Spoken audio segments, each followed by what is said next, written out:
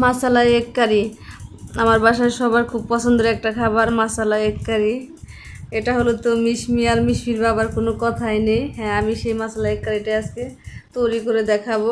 আমি এখানে প্রথমে বাদাম দিয়ে দিচ্ছি, তারপর কয়েক টুকরো রসুন দিয়ে দিচ্ছি তেলের মধ্যে।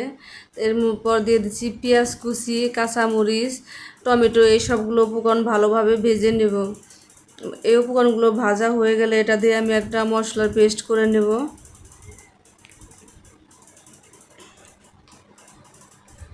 মশলাগুলো ভাজা হয়ে গেছে, সেগুলো আমি নামিয়ে নিয়েছি। এখন আমি সেম কড়াইতে ডিম ভাজি করে নেব। আমি এখানে 4টা ডিম নিয়েছি। তারপর দিয়ে দিচ্ছি পরিমাণ মতো লবণ, হলুদ, এগুলো দিয়ে একটু ভেজে নেব ডিমগুলো আমার ভাজা হয়ে গেছে। ডিমগুলো নামাই নিব। এরপর আমি ফোড়ন দিয়ে দিচ্ছি। আমি দিচ্ছি এখানে তেজপাতা, জিরা, লবঙ্গ, দারচিনি, এলাচ, এগুলো দিয়ে একটু ভাজা ভাজা করে নিতে হবে।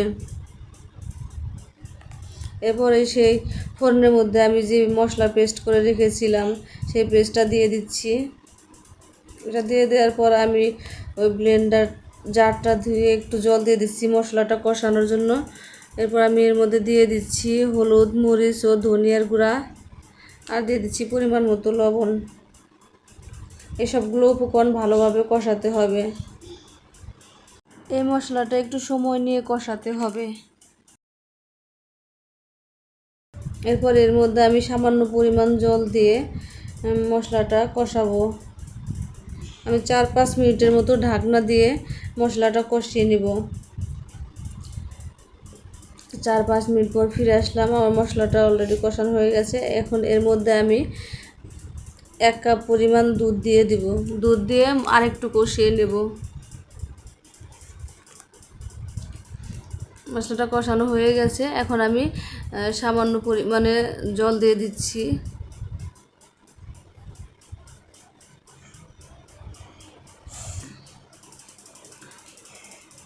আমার ঝোলটা বলক এসে গেছে। এখন আমি এর মধ্যে ডিমগুলো দিয়ে দেব।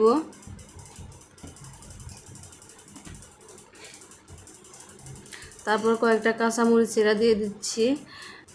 এরপর দিয়ে দিচ্ছি এখানে জিরা গরম মশলার গুঁড়ো।